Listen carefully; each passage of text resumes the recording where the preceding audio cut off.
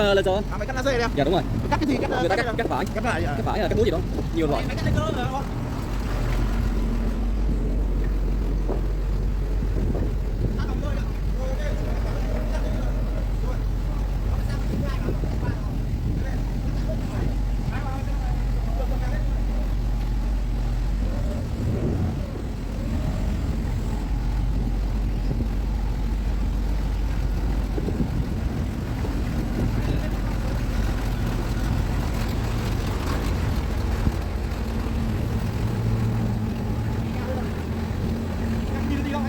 Anh. Rồi chờ anh.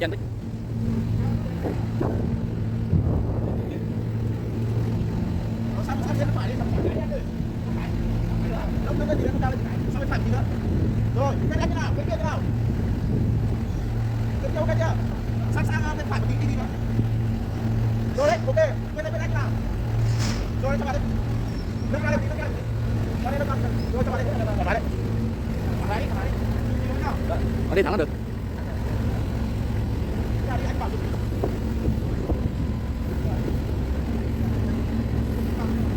Anh để gần sát miếng luôn, để về đó người ta giữ lại. Về đó người ta dùng sức người. Rồi, được anh rồi.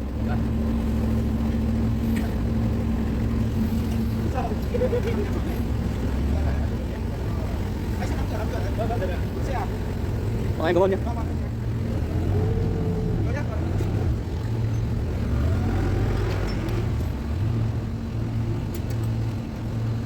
Nó kia đốt hàng chưa? Dạ.